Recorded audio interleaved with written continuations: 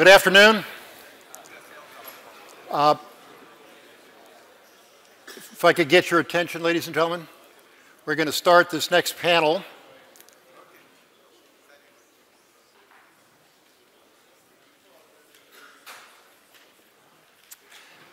My name is Hans Benendijk, and I have the privilege of being your moderator for this next panel.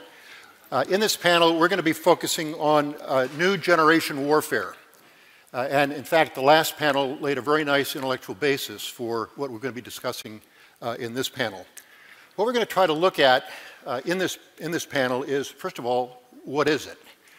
How do we define it? What are its characteristics?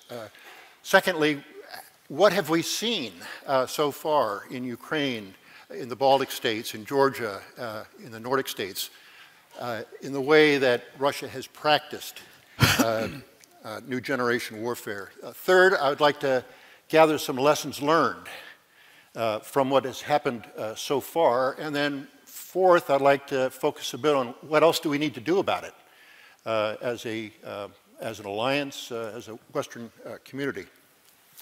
So let me offer just a few thoughts, again, to lay the groundwork for our discussion.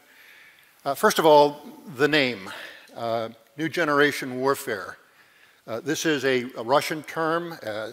It's been known as the Gerasimov Doctrine.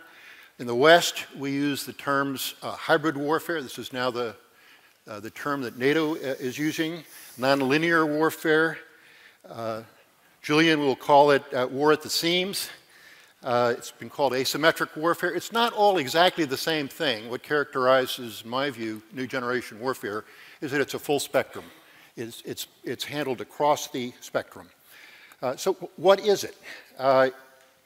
It is an effort to try to focus on an adversary's weakness, focus on his will, on politics as much as possible, on the state of mind. It seeks to blur war and peace. It is an effort to try to stay under the adversary's red lines, in the case of NATO, under Article 5. It's intended to keep the adversary off balance and to divide them as much as possible. Those are some of the characteristics. Is this new? It's not really new. Think of the Trojan horse. Sun Tzu talks about winning without fighting, by maneuvering yourself politically. And certainly Clausewitz talks about the relationship between war and politics. So in all of this history of warfare, you hear echoes of this. So it's not necessarily new. But what is new about it is the vigor with which it is now being pursued by Russia. And so I'd like to have our team talk about that. What are the phases of new generation warfare? I know several of you have written about this. Just to simplify and get us on the same page, I'd like to suggest 5 different phases of new generation warfare, which I will call the 5 I's. The first is to create instability through propaganda, develop unrest, use economic tools to do that, and cyber operations. That's the first I, create instability. The second is infiltration. This is the little green men stage of the operation, using covert paramilitary operations. The third is intimidation. We have seen this. You can move conventional forces to the border to try to freeze the actions of an opponent. And you can do some nuclear saber rattling at the same time to try to intimidate so that your opponent doesn't respond. The fourth phase, fourth I, might be invasion. This doesn't have to be mass troops. We've seen this in Crimea. We've seen it in South Ossetia and Abkhazia. So that's the fourth I, an actual invasion of sorts. And then fifth is incorporation. This is using a referendum to annex or to take firmer control of the territory. So I would just offer those 5 I's as a starting place for our discussion. So I'm going to try to make this as conversational as possible. I'm going to start with Jānis Bērziņš, who is with the National Defense Academy here in Latvia. And I would like to ask you, you've written a lot about this. I'd like to ask you to reflect on what is it? How is it being played in. You might also, when you've done that, put it in the context of the Baltic states. What have you seen here in the way of how has new generation warfare been practiced against you? Okay, thank you very much. It is a pleasure and honor to be here. And well, the first thing I want to say, I like to say is that Russian new generation warfare is not hybrid warfare. The term hybrid warfare was most probably coined by General Skip Davis in months when he had to brief General Breedlove about what Russia was doing. And hybrid warfare is a Western concept. It is basically, it is in the naval doctrine. But the Russian military, the first time I was able to identify the using the term new generation warfare or wars of new generation was back in 1991. And they were very much worried or concerned about the American development of a strategy called low-intensity conflict.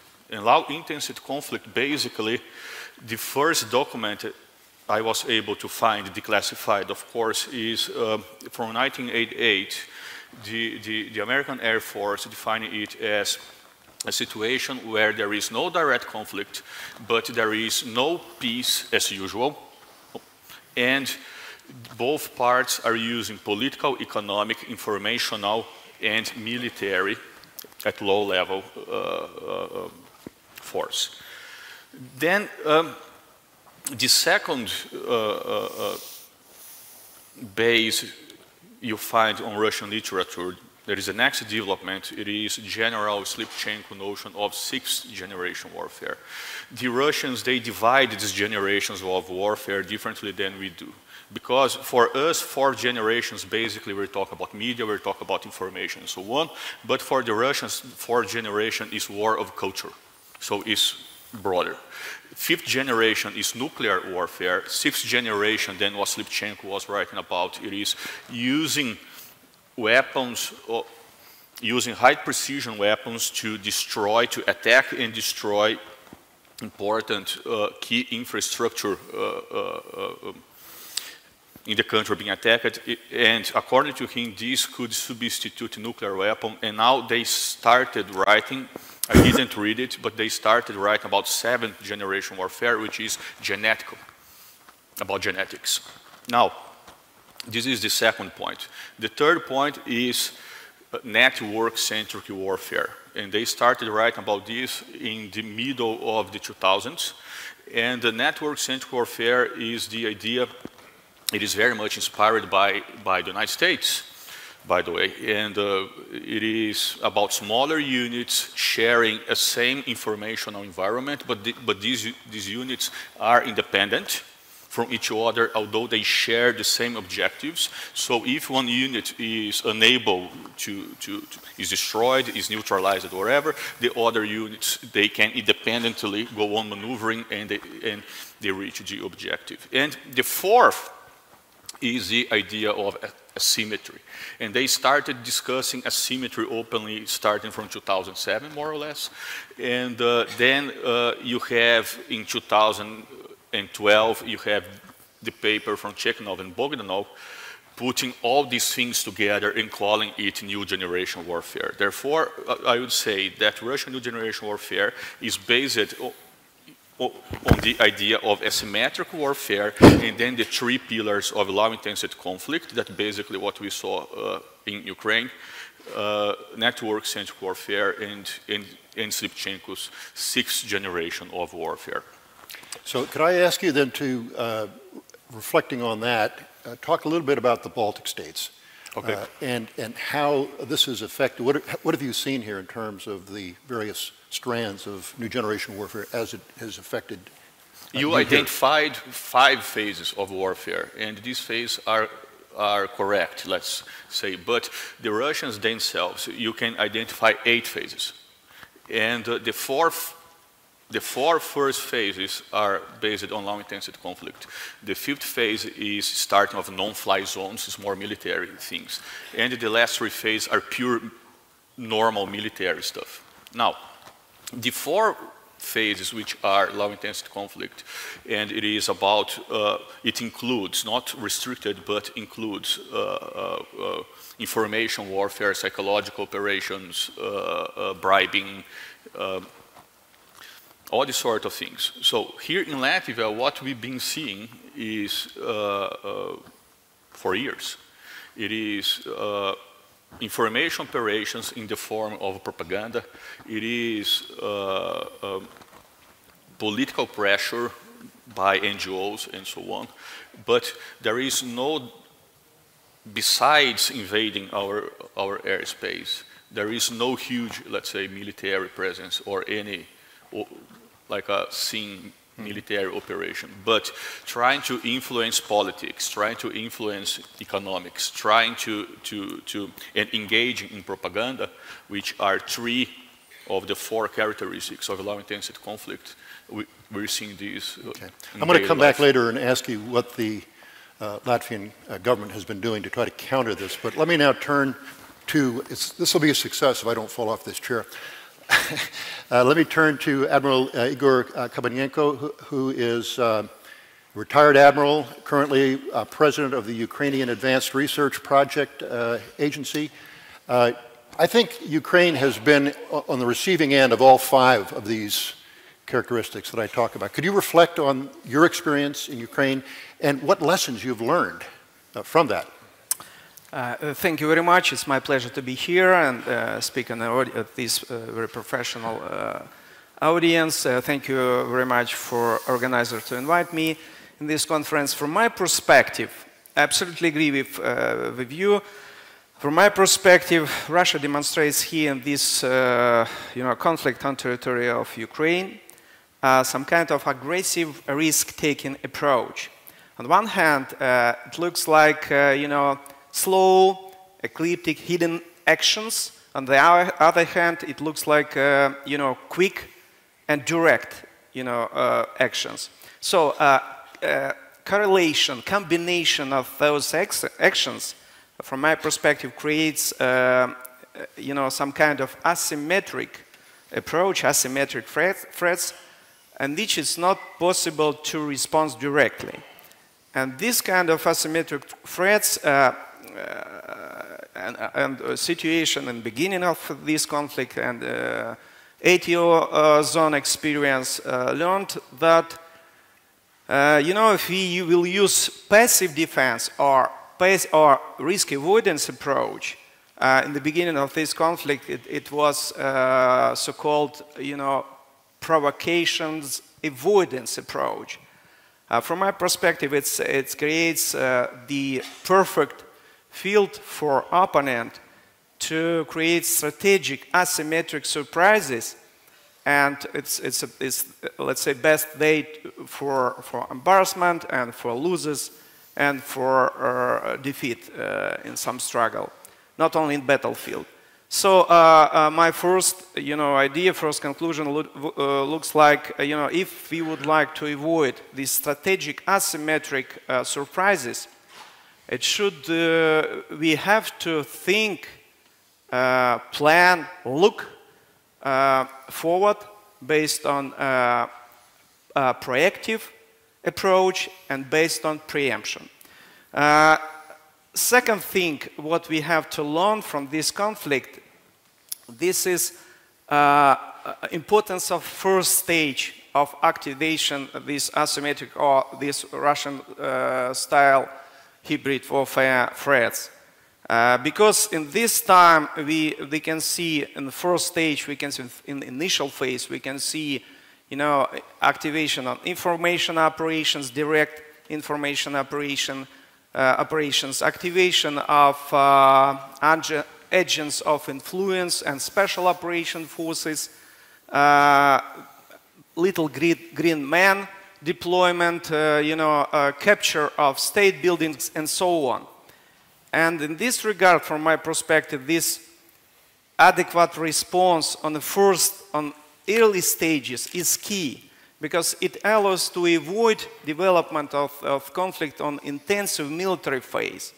In this regard, at least 3 things from my perspective are important. First, this is creation of quick political, military decision-making procedures and regime.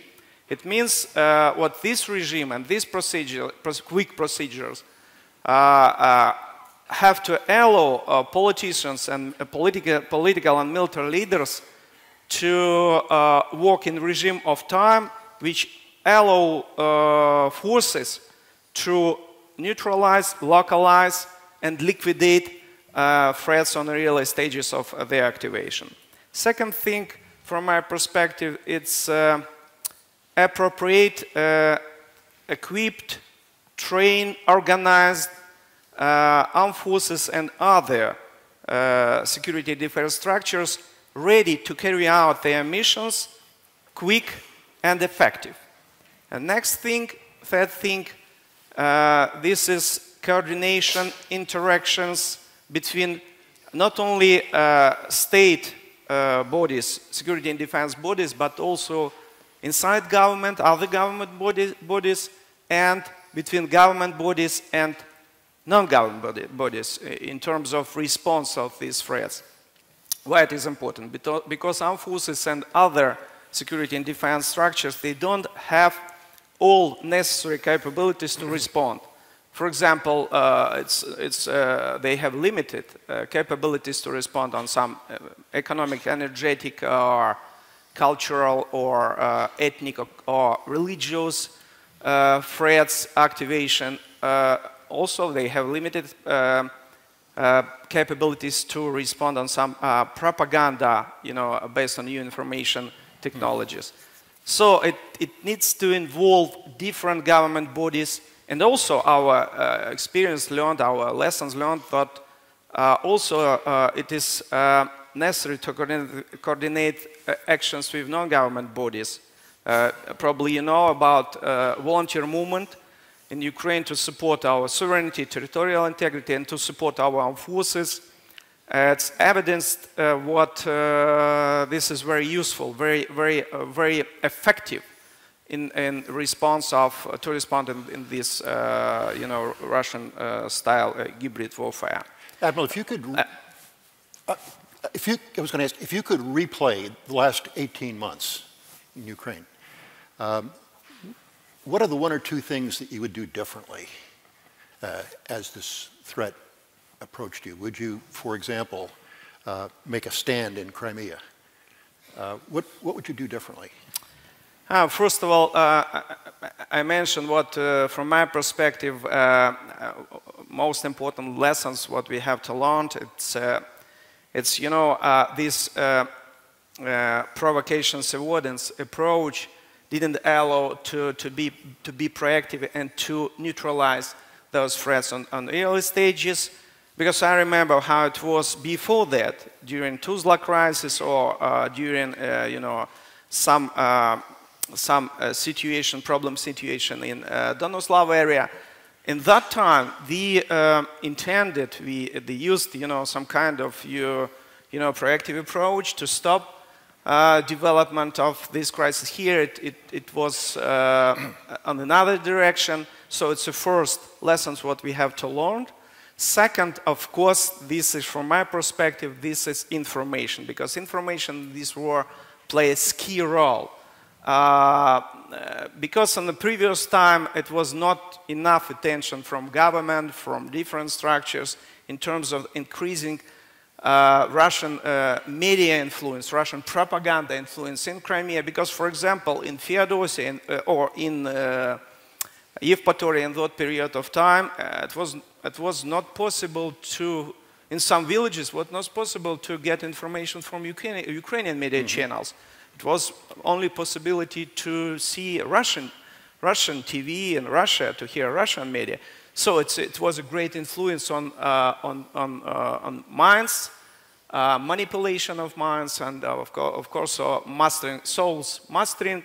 So it is, from my perspective, two things what we have to keep in mind in terms of future development of this situation.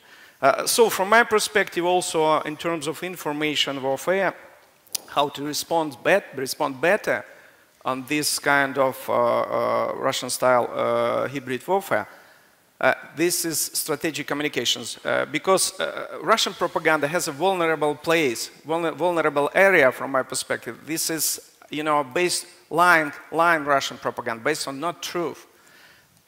If you will build proactive strategic communications and experience evidence about that, based on truth, based on targeted audiences, based on possibility to get information from different languages, proactive, very well prepared, it's the best way to respond. So right now, it's latest, you know, research of Kiev Institute, International Institute, Sociology Institute, what 60% of Ukrainian citizens, after beginning of this conflict, deteriorated their attitude to Russian media. Why? Because they understand that they deliver not truth information. So this is some kind of positive, you know, good news. Thank you, Admiral. Let's turn now to András Rácz, who is a Hungarian, but is now at the, he's a senior researcher at the Finnish Institute for International Affairs. You've written a book on this topic. I'd like you to reflect a little bit on what you've heard, but in many ways, resilience, societal resilience at every level is the antidote to hybrid warfare, new generation warfare, whatever we're going to call this. Could you reflect a little bit on that as well? What should we do to build resilience in our societies? Thank you very much. Thank you also for inviting me here. Though I don't see much of the audience, but it at least adds a bit to the hybridity of the whole scene. I have to claim, of course, I do not have the ultimate solution. If I had the ultimate solution, I would probably be either very rich or very dead. But here I can still try to give a few insights.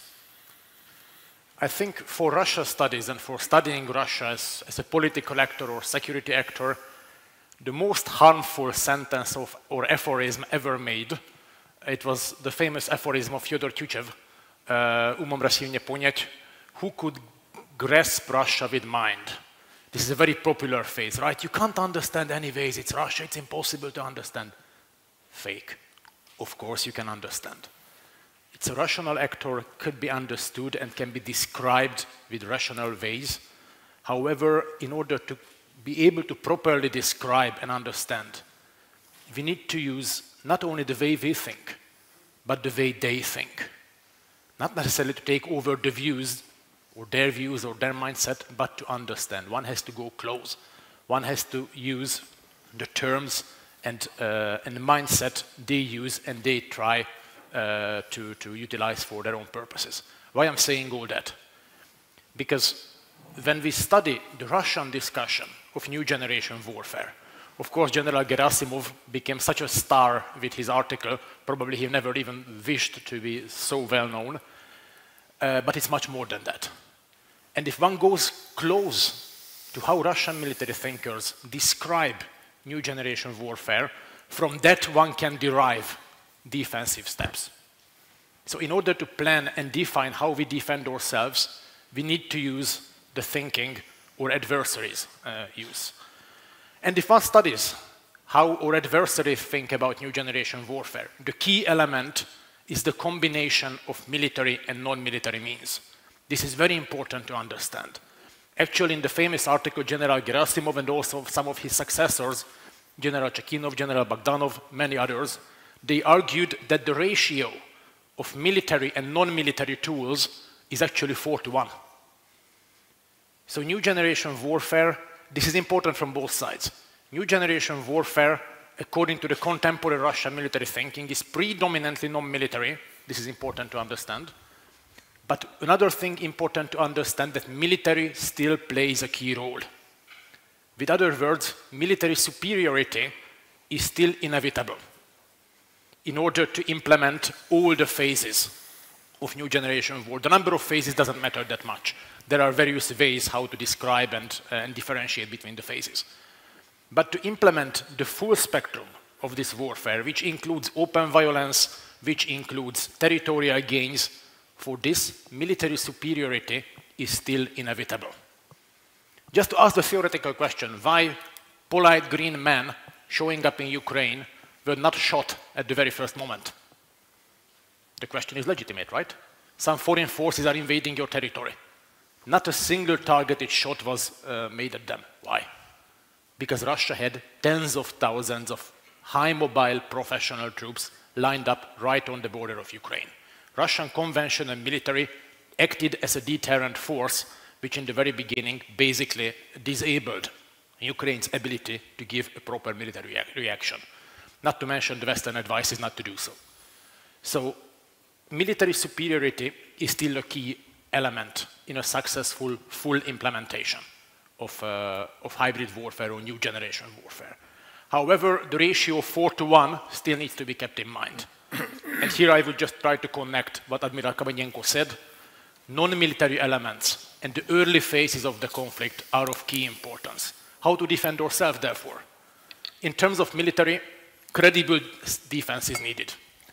The military superiority that allows our adversaries to employ hybrid tools, this military superiority has to be negated, neutralized, either via collective defense or via credible self-defense capabilities, in short, to be able to inflict high enough damage on the adversary just to make him think over his strategy before he goes for attack. A particularly important lesson to learn from the military perspective, electronic warfare. What we've seen in Ukraine is that Russia demonstrated extremely contemporary and very, very strong electronic warfare capabilities. Ukraine was clearly unprepared to counter.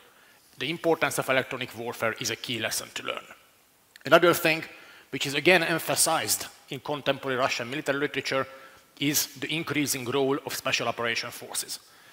There is the phrase that generals are always preparing for the wars already fought. I don't know, I have no stars on my shoulder. But I see on Russian military thinking that the Crimean success, because it's a success, the Crimean success clearly had an impact on their military thinking, and this is what we're observing in Syria as well. Special operation forces and various irregular units are appearing in Syria because their conclusion was that, oops, okay, this is what works. So let's go into this direction. Electronic warfare and special operation forces are the elements that are likely to dominate the military element in hybrid warfare. And in terms of non-military, again, 4-to-1 the ratio is according to how do they think. In short, the best defense, as simple and as complicated as it sounds, good governance. Because hybrid war, new generation warfare, as it was just said, it's about the utilizing of the enemy's weaknesses. To play on the weaknesses, to deepen the gaps, to break the enemy's ability to resist. And here it's important to keep in mind that we speak about the full spectrum of hybrid warfare. Because it's only about, if there is no open violence included, then it's not much different from what we have been witnessing ever since the Soviet Union was created. Propaganda operations, nothing new. Setting up NGOs, pressure groups, nothing new. The Soviet Union has long done it. If one is interested in a short but really great summary, just read James Sherr's book, From Hard Diplomacy to Soft Coercion. There is not much new in the initial phases of hybrid warfare. However, when it develops into something more serious, including open violence and including territorial acquisition, how to counter that? Good governance. Make the population able to resist. And it's not that easy as it sounds. The key lesson to learn from Ukraine in terms of non-military defense is the fight against corruption. And there are people in the room who know much more about the state of the Ukrainian armed forces before and during the Crimean operation.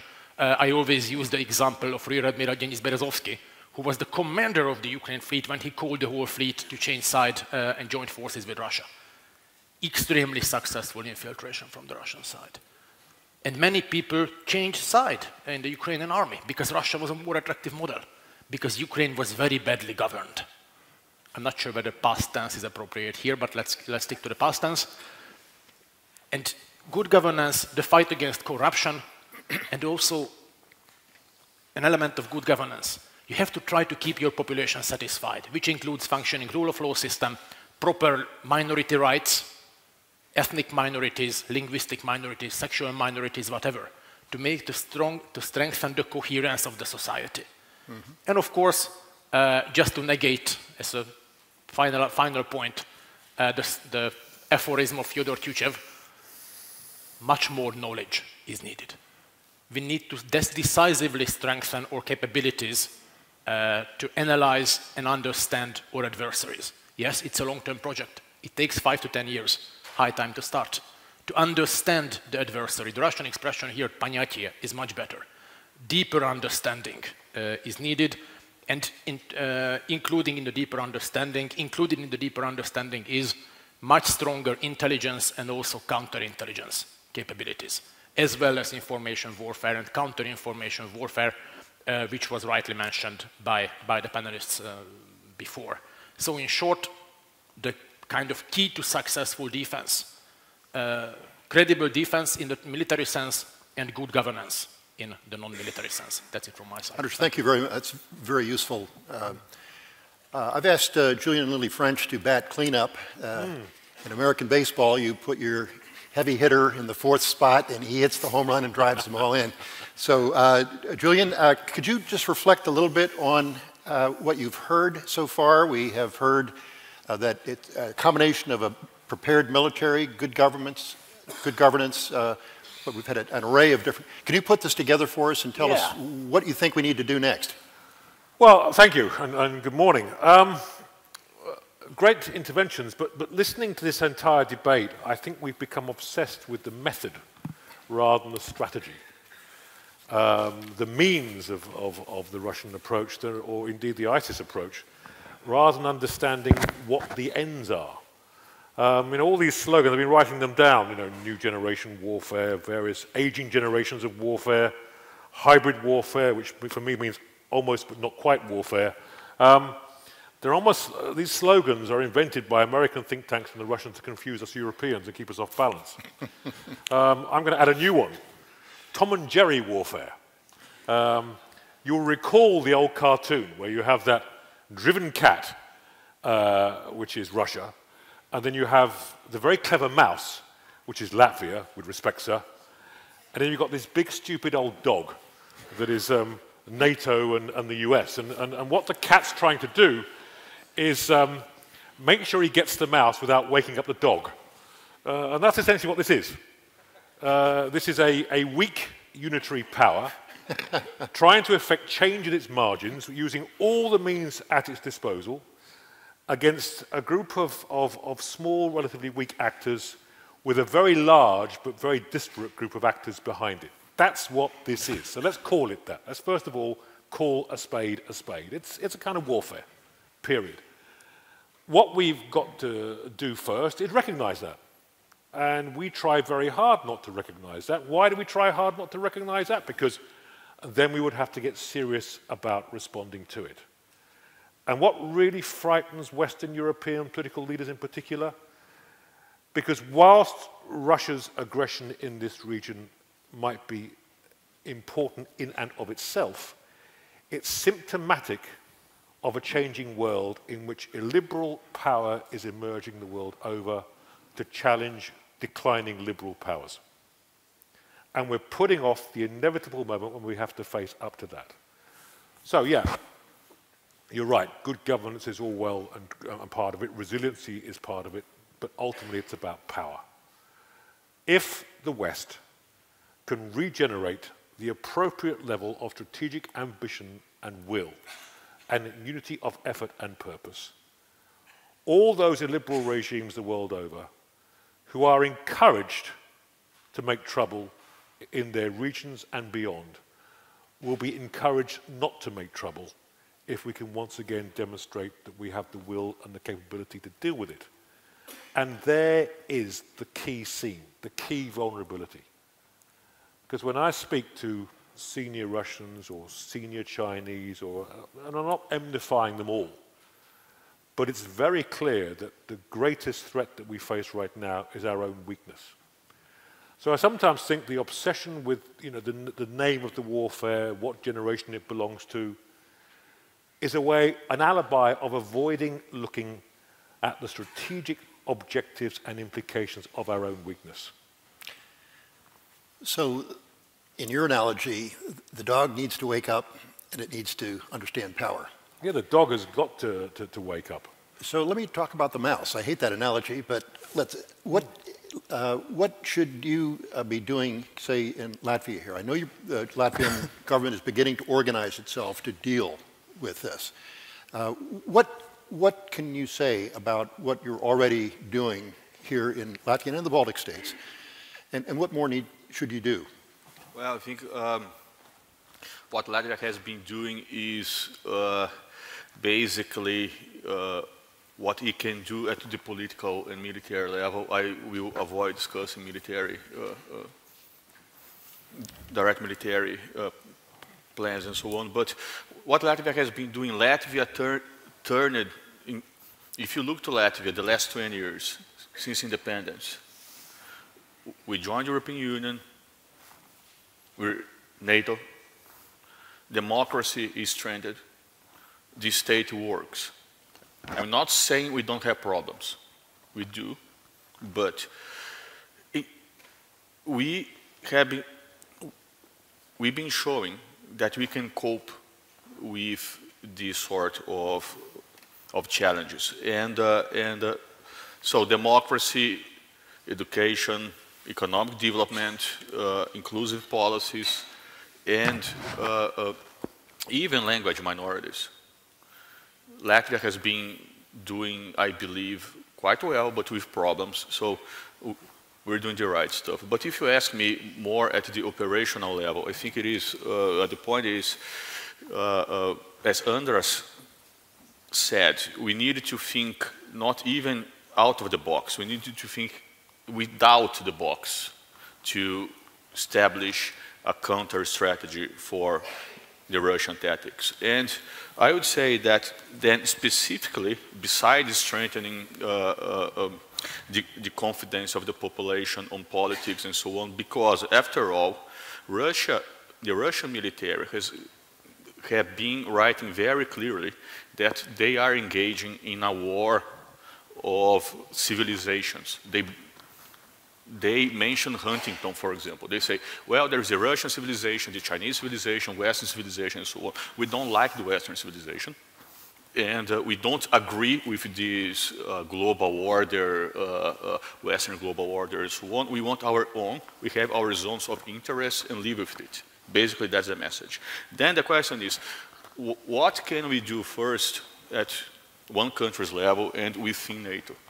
Well, the first thing is we need to be ready, and we need to stop trying to project on Russia behaviors that it already declared many times that it will not do. So not expect from Russia what they are not ready to be and to collaborate with us and so on. This is the first point. The second point is that we need to divide NATO's deterrence, or defense if you prefer, in two tiers. The first tier is we need to revert the process of losing capability. Because of the crisis, because of sequestration in the United States, we lost capability, huge capability. Only, for example, the bailout of the UK government for the City of London is equivalent to 25 years of the British defense budget. So, now, two tiers. One tier is to strengthen conventional capabilities again, to be strong again. And the second point is it is necessary to develop a strategy based on special operation forces to cope with low-intensity conflict warfare, and which can be already activated, not even under Article 4, but under Article 3 of the Washington Treaty. Great. I'm going to turn to the audience. I just want to ask one more question for the Admiral. We have a NATO summit coming up. You're obviously not a member of NATO, but if looking at that, your country is the one that has really suffered the most as a result of this new generation warfare. What is the one thing you would like to see coming out of the NATO summit in Warsaw this summer to deal with this problem? Yeah, thank you very much for this opportunity to suggest something for next NATO summit. From my perspective, it is important to build, to more pay attention to build mutual trust, mutual understanding, not only in terms of some technical things, which looks like creation or implementation of NATO standards or participation in some Operation NATO or participation in some programs and so on. But first of all, to pay more attention, build mutual trust, mutual respect on a working level, because many aspects, from my perspective, they depends on this working level, mutual trust and mutual respect between NATO countries and Ukraine. Because Ukraine now, it's only, from my perspective, it's only one way to survive in this situation. To build close cooperation, close relations, full understanding, mutual clear relations, cooperation, partnership, to not only to help Ukraine survive or win in this war, in this situation, but also to defend Europe. Because Russian ambitions, how we can see that today, there are, I agree with you, there are civilizational ambitions. This is, they fight, they consider this, Ukrainian direction as a Ukrainian Western direction as a civilizational choice, and they prevent this direction. They share Russian, world approaches, a framework. They want to prevent this is civilizational nature of this conflict. This is why we need to be more close together and to build common strategy and to protect, to defend both. Thank you, Admiral. Andras, 1 minute, no more. Julian, 1 minute, no more. Can you answer that question? What do you like to see out of the NATO summit relating to this? It's even less than 1 minute. More commitment to spend more, because there is no free lunch. Okay, Julian? I'd like to see the Warsaw Summit after the US presidential elections. That's not going to happen. Okay, let me turn. I see a number of hands up already. I see 3 hands here. Let me take the first 3 that I've seen, then I'll move over here. Can we get the mic down here, please?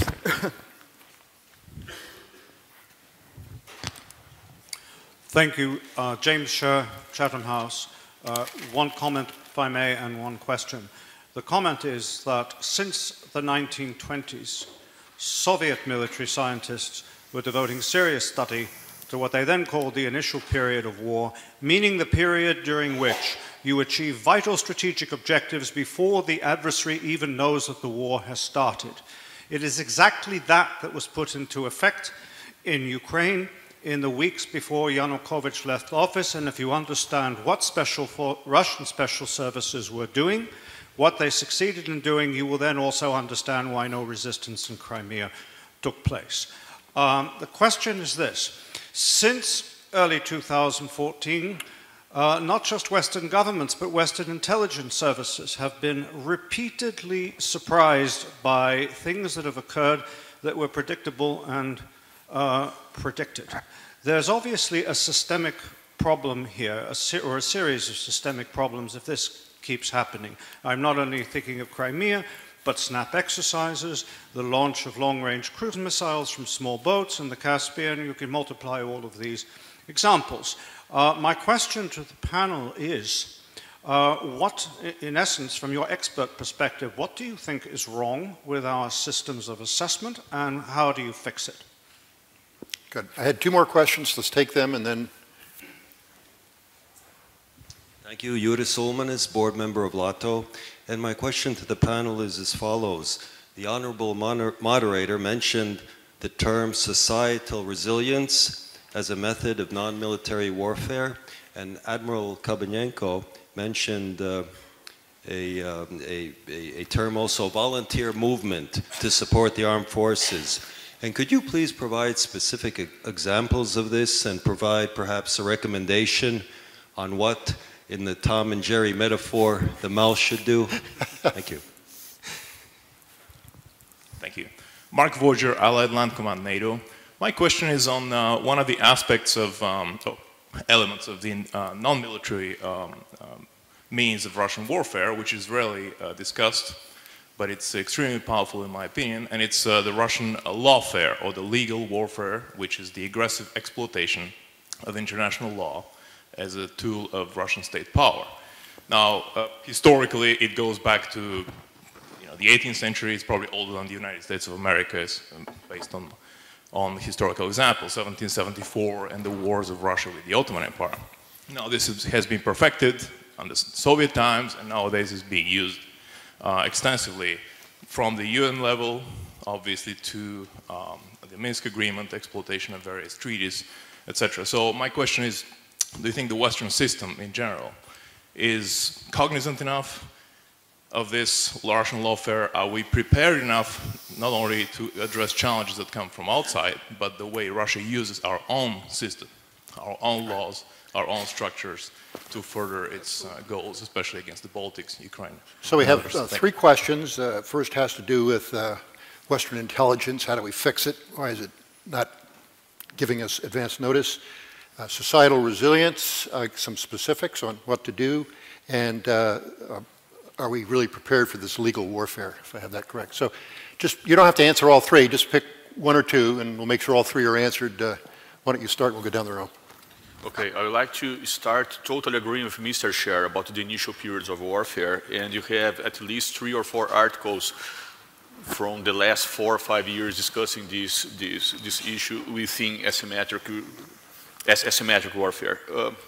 But I think the issue is we never, after the collapse of the Soviet Union, the US never considered Russia a real threat, because first it was like we are friends, then when Russia became stronger, let's say in the last 5-6 years, and it is more assertive, well, it's becoming clear that we maybe not share the same geopolitical interests, and well, clearly the services are not ready for that, and that's it.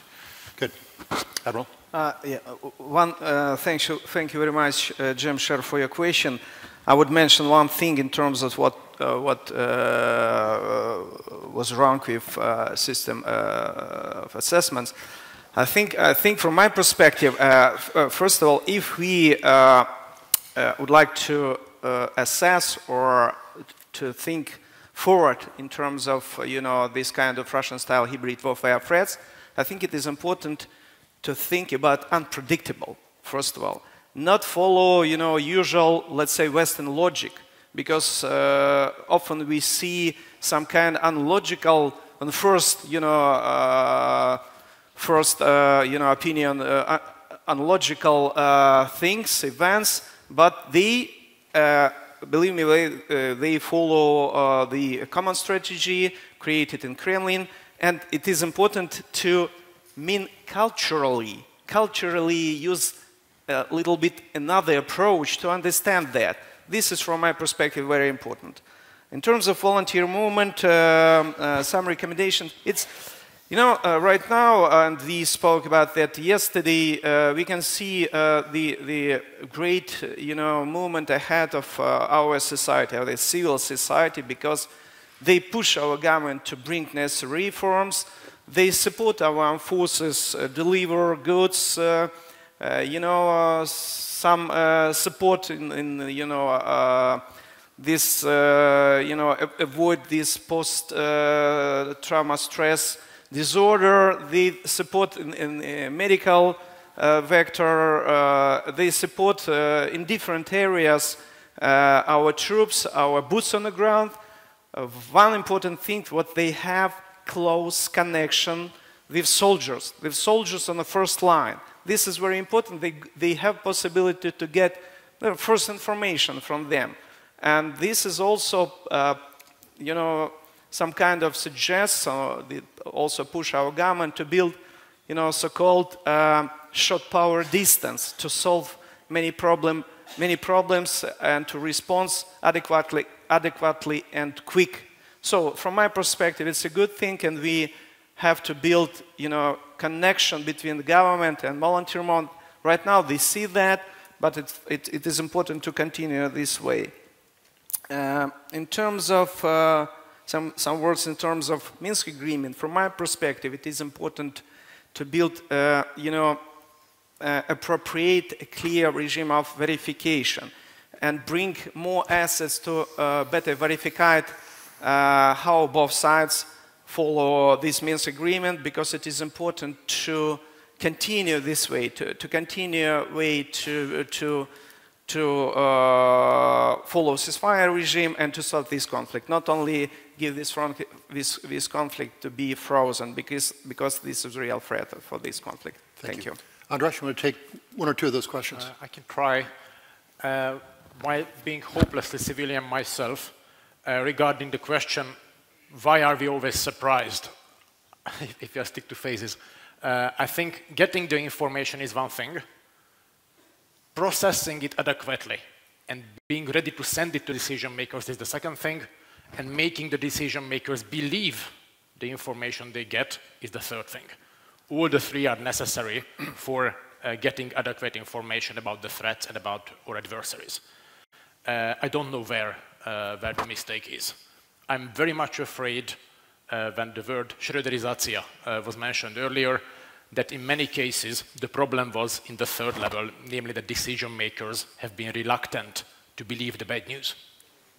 This might well be the root of the problem. Again, factually, I don't know.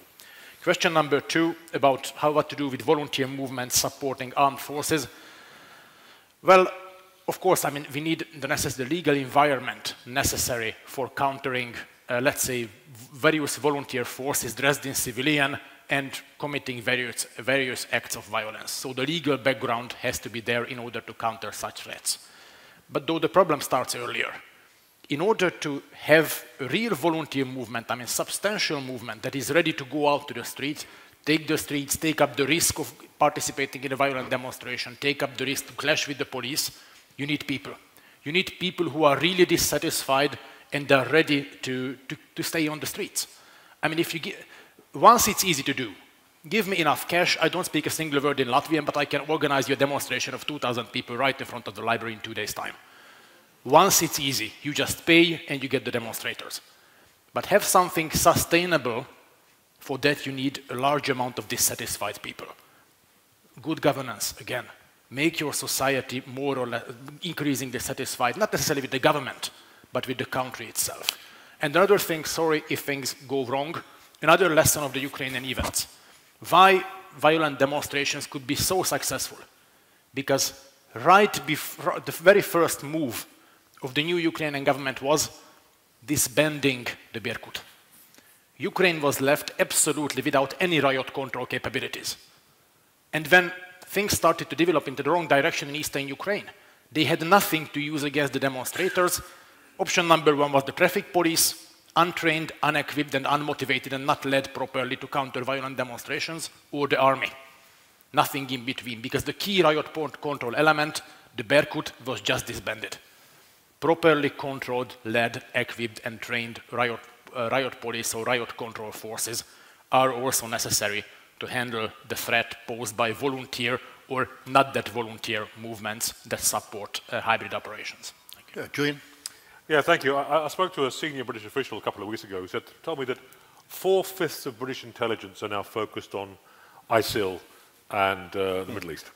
I think the other 5th is devoted to making James Bond movies, but there needs to be a recalibration of our intelligence effort, to answer James' question, to regain all that expertise that we had once and we've now lost on matters Russian.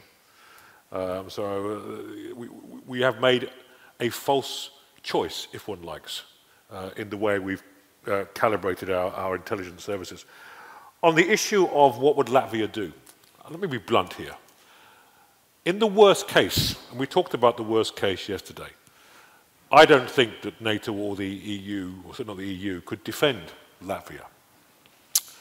We'd be in a situation, in the event of an overt act of Russian aggression, of trading space for time. In that appalling scenario, Latvia could do little more than make it very uncomfortable for the occupying force. And the reason I say that is because we're all very impressed with the modernization program of the Russian military, but it hasn't got much depth. They are facing significant problems themselves, which actually leads me to conclude they wouldn't actually do this. But the more that they could understand that if they did do this, that they'd be mired in a very complex set of struggles, the less likely they are to do it. And I think that, you know, preparing that civil defense, shall we call it, is very important. Great question about lawfare, because one of the aspects of new generation warfare is its exploitation of our legalistic worldview. In particular, this kind of doctrinal unilateralism, that the use of force conveys a certain legitimacy. Equally, and you see it with ISIL, the use of extreme legalism, i.e. theological legalism, or extreme nationalistic legalism to justify the act within a legal context. And Russia would say that we've done the same thing as well, by not achieving UN Security Council resolutions on several occasions, and also denying an actual breach of agreement. Fascinating in the Crimea operation, the Russians denied they'd actually exceeded the number of forces under agreement that were actually in Crimea. So a very clever use of manipulation of our legalistic worldview. There was one mention made of our glorious banks in London and the impact they had on the British defence budget. It is true that the banks did cost a penny or two to fix. But the UK does have a $250 billion defence equipment programme, which is currently being fulfilled, and you will see the launch of our first supercarrier, HMS Queen Elizabeth, or the commissioning in 2018. So talk of Britain's death is, I would suggest, somewhat premature. Thank you, Julian. If I could just take the moderator's privilege and give a 30-second answer to the second question relating to societal resilience. I think that the NATO alliance and the EU both have a very large stake in societal resilience, particularly in the Baltic states. Yeah. If something goes wrong here, we have an Article 5 commitment. And so we ought to be thinking in ways to prevent incidents. We have an opportunity at the NATO summit, I think, to do something about this. I would suggest the creation of what I've called resilience support teams. This would be civil military teams, 50 to 100 people, designed in cooperation with the Baltic states, designed to try to deal with problems that we can all see.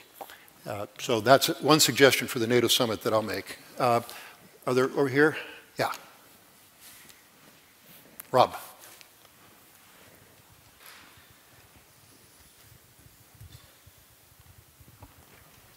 Thank you very much. Yeah, I sometimes compare hybrid warfare with the kind of warfare insurgency carry out, because they use asymmetric tactics to achieve their strategic goals. Now, in counterinsurgency warfare, you need a comprehensive approach where you combine all instruments available, all power instruments available, your military forces, your economic power, even your information operations. And we have, in democracies, a very poor track record on this. We simply can't develop and implement a comprehensive approach. We simply can't do it because we are stovepiped. We can't combine the instruments of power. We don't have a decent doctrine. Now this is, I think, good news for Putin, because he can simply divide us by using those asymmetric tactics. What is your advice, Julian and Andras, on this? What should we do? How could we improve our efficacy in fighting this hybrid warfare? Let me take one or two more questions. I see a hand way in the back there. And then over here. Try to cluster them with three. Thanks very much, Mark Galliotti, NYU. I feel that there's a tension here, and it's following on from the last question. On the one hand, we accept that the new way of war starts in governance, non-kinetic terms. And to defend against that, we don't need tanks and guns, but riot police, counterintelligence officers, anti-corruption police, but also social workers and election monitors and teachers and pensions. At the same time, we have the understandable pressure to make sure that defense budgets go up. Democracies aren't very good at raising lots of extra money. Democratic publics at the moment don't really want to pay higher taxes. And the risk is therefore that if we spend more on kinetic means, that actually is going to be at the expense of the non-kinetic defenses that in a way might make them unnecessary. How do we actually square that circle? How do we ensure that we maintain proper military forces which perhaps have gone through a period of distinct attenuation, but at the same time don't neglect all the non-kinetic means? What are the trade-offs? And I saw a third hand over here somewhere. Yes.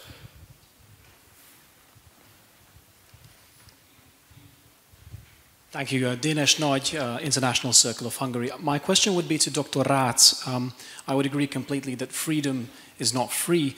Specifically, what would you recommend going into the Warsaw Summit to our leadership? What should we prioritize on in terms of spending in order to counter this threat? And realistically, how do you think they could be convinced to spend more on those things?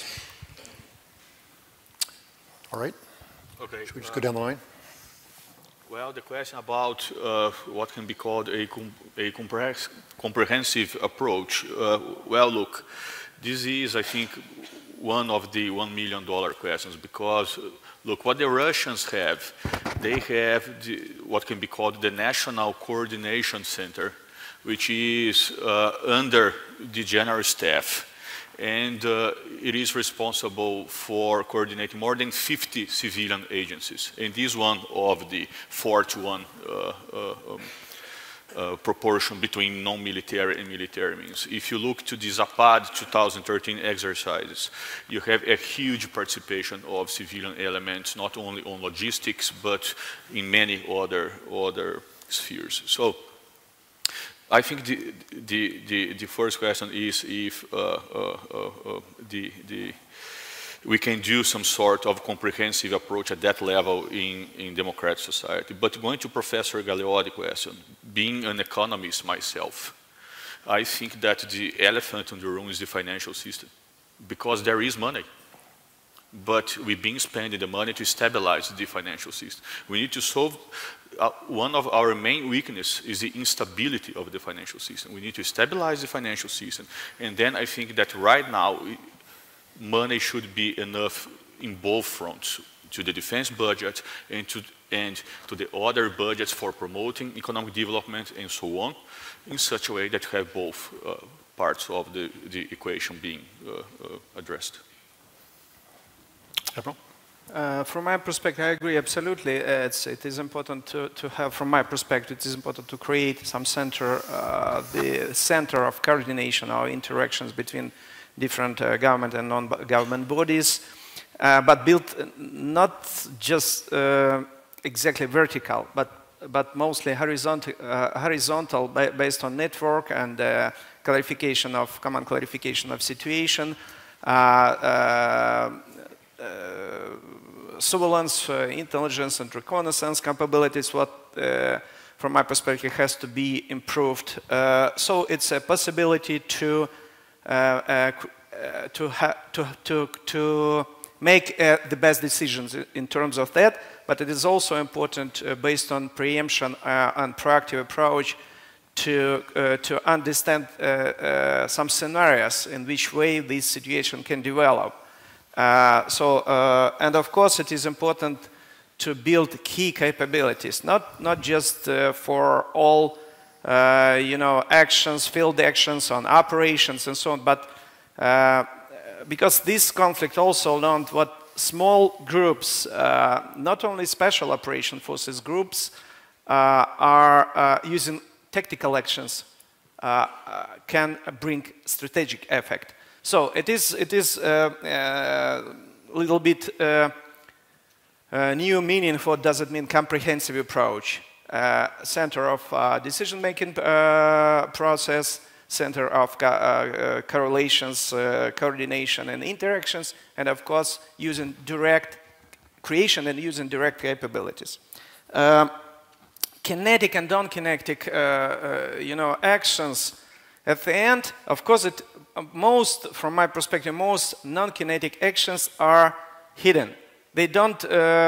It is not easy to understand what those threats are activated. But it's important to find, tools, instruments, how we can understand that.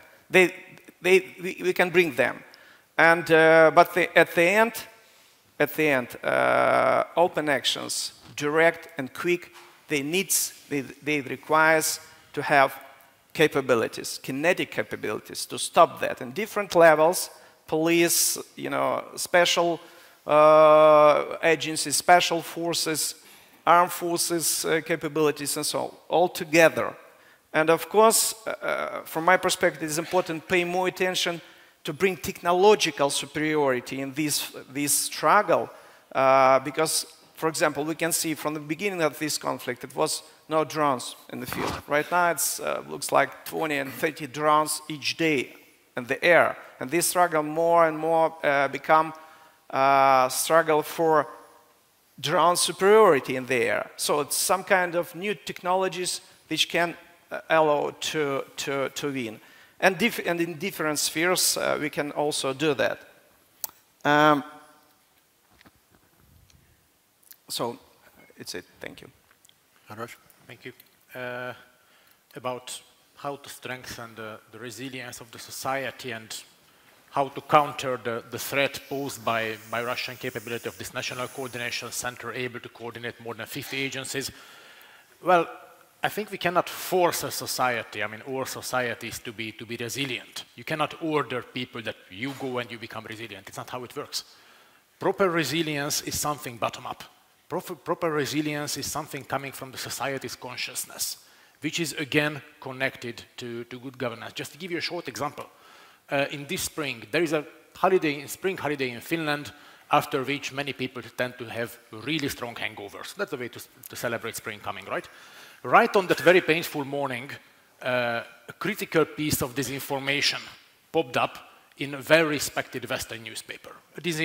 Serious disinformation about Finland and the reservist system and all that. It took less than 4 hours for the Finnish society, the blogosphere, the experts, the journalists interested in security measures to start publishing counter-argument to negate all this piece of disinformation. You cannot force a society to do that.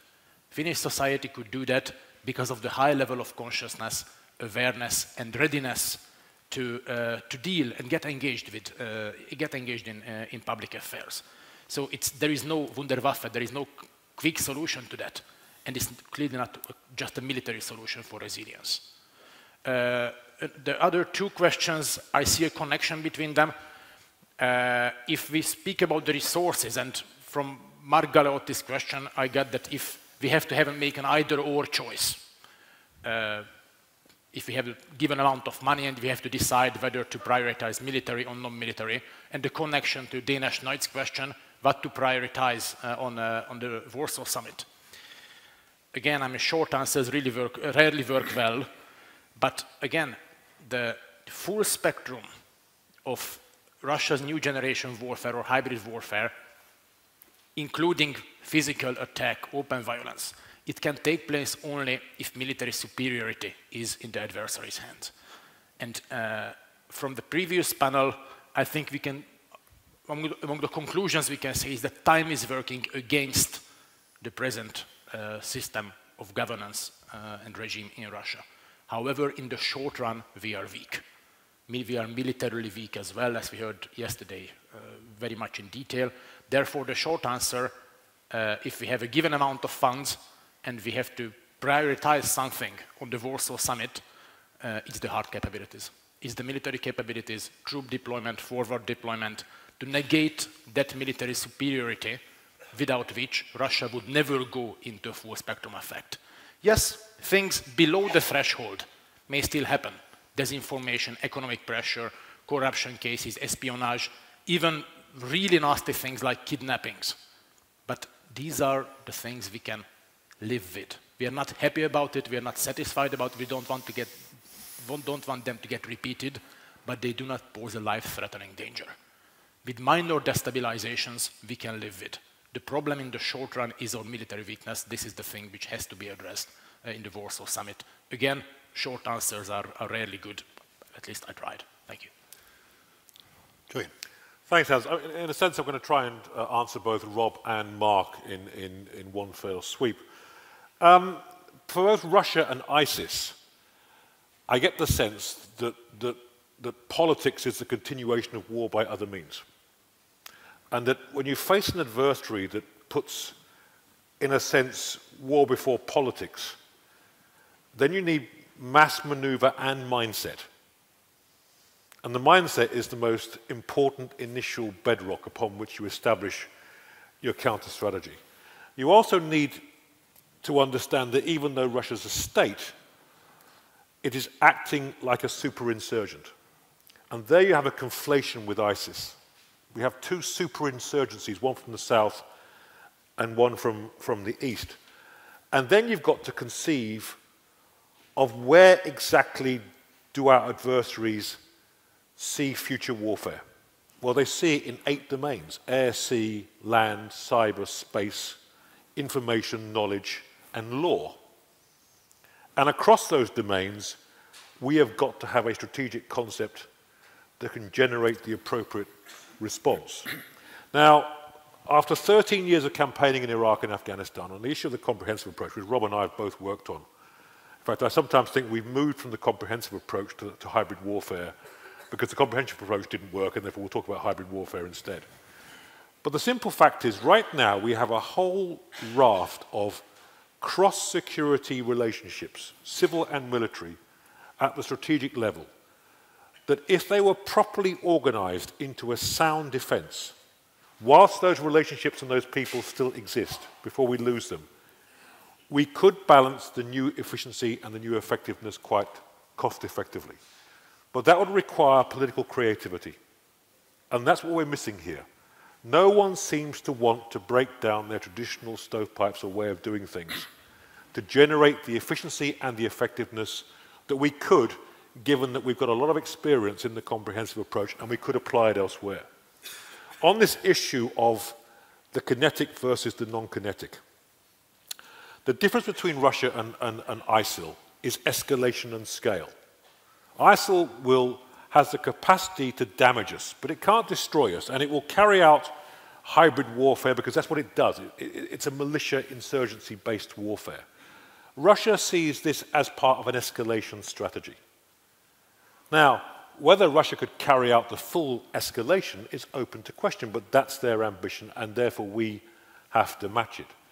And the real tension, Mark, if I may say, is the tension between the willingness of NATO Europeans to spend the correct level, make the correct level of investment so that we can make appropriate levels of investment in both the kinetic and the non-kinetic.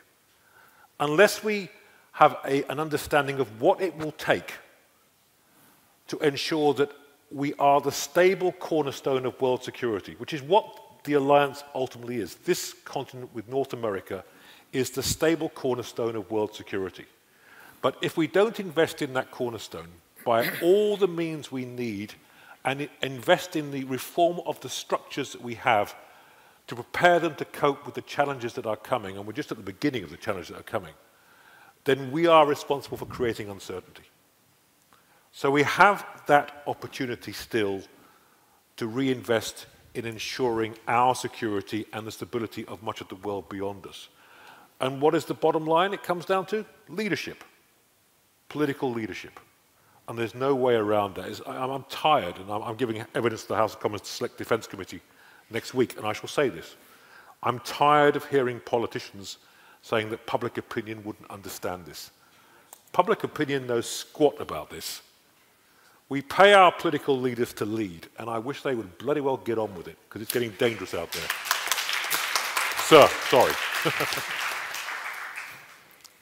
Look forward to your testimony.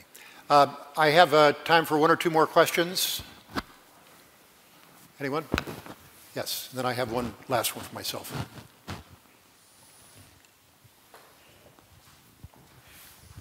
Yeah, thank you. I'm Roland Freudenstein from the Wilfried Martens Center for European Studies in Brussels. And to complicate matters further about non-kinetic, I'm German, I can't help it. I think there's a trade-off between the short run and the long run.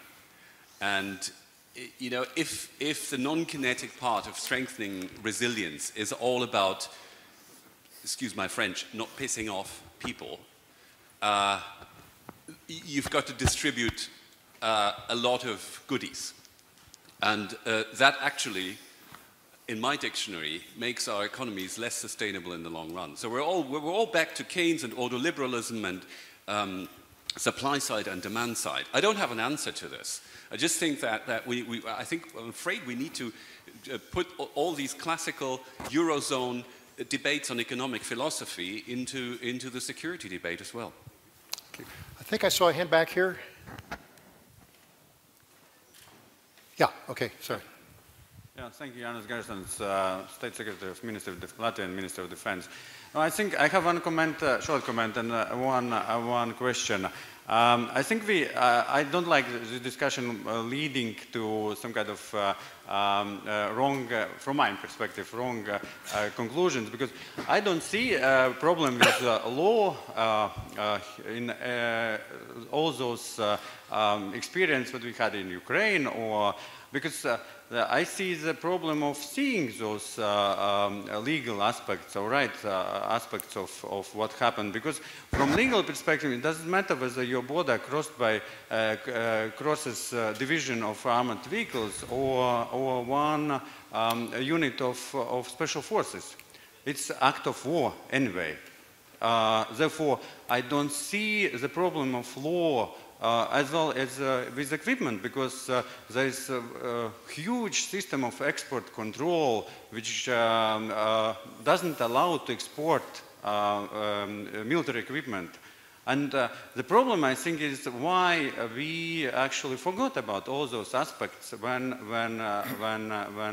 events in Ukraine started. Because there are no problems with legal problems. You just have to read and remember them. And many people deal daily with them. Therefore, I don't like that we turn to wrong aspects on that direction. But my question is, you're discussing the civil-military resilience. Don't we talking about total defense in reality? Thank you. Yeah, total defense. So there are two questions. I'm going to give you each just I need to ask, Janis, I'm going to put you on the spot. Andras, in an answer to an earlier question, talked about minority rights as a potential weakness in resilience.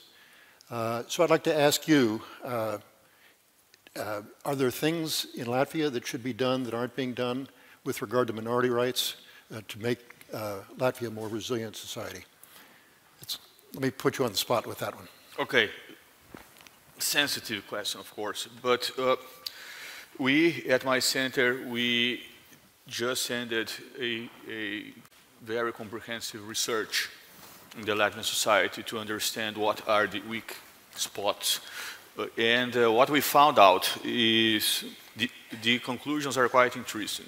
The first one is that the logic of having weak spots, meaning automatically support for Russia, is not correct.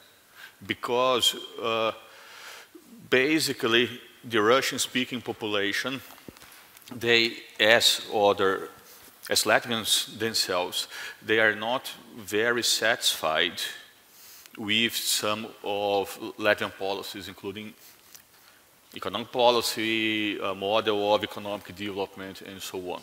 What is normal in any society. Now, to have, but there, at the same time, if we think in terms of, for example, exit, when the individual exits from the country and is ready to support another country, or the interests of another country, for example. Well, these people are the minority in the country, and it is understandable because they live in the less developed regions. They lost their jobs after the collapse of the Soviet Union. They are 50 years and older, and so on. I don't have time to go into the whole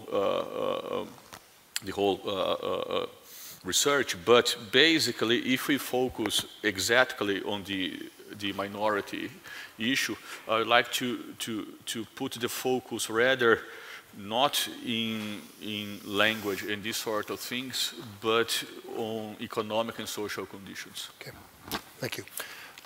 We have to wrap up in about 1 minute, so let me just ask each of you to make a final comment in 30 seconds, very briefly. perhaps responding to the last question. Speaking honestly, I'm not agree what it is important to create some kind of total defense, civil military approach. But on the other hand, we have to keep in mind that this war, this type of war brings, war with involvement of population and among the population. And of course, it is important to if we will understand that, it is important to build response with also involvement of population. But it's not the total approach. It is precisely concrete measures, approaches, and so on, what we have to implement. Thank you. Again, very short.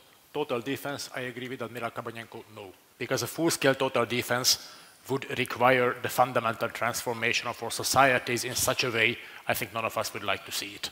With curtailing fundamental rights and freedoms, freedom of speech, all that. This is not the way to go forward, I guess. I very much agree with the first question. This is a question also about economic philosophy and how to finance all that. The problem of security policy financing, I mean, if healthcare financing is functioning well, you see better hospitals, you get better treatment, you see it. If you have well-functioning education, you see better schools, your children learn more, you see it. But what do you see when security policy is functioning well? You see nothing.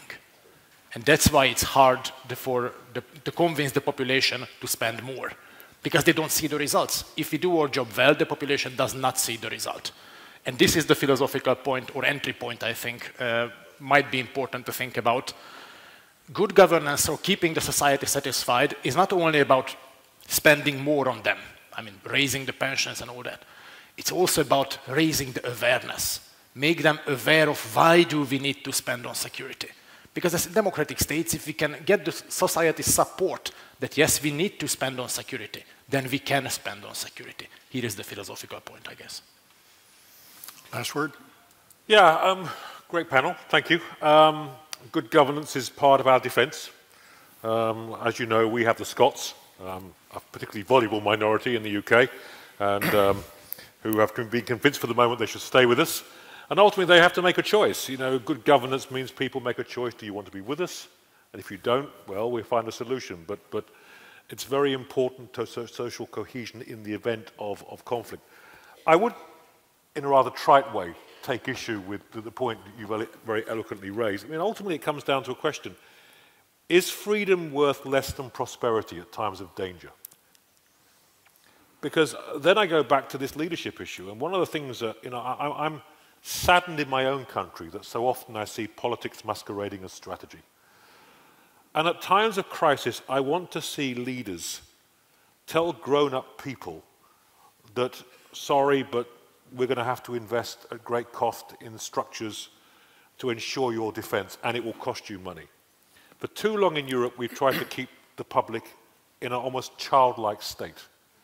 We've sent our forces across the world and told our people, don't worry, it won't affect you, even when our forces are acting on their behalf. So my final word would be, we can no longer afford this. We only recognise as much threat as we can afford nonsense. We have to go back to the fundamentals of political realism and present the world as it is to grown-up citizens so they can join us and give their support. Because at the end of the day, our strongest defence is their support of the actions of their leaderships acting on their behalf. And we've got to have that dialogue right now. Thank you. This has been a great panel. I've been watching these tweets go by. I'm sure you have been too. One that particularly struck me went to Julian's comment that this is really all the fault of American think tanks for confusing the Europeans. I hope that's not the case. Please join me in thanking my panelists.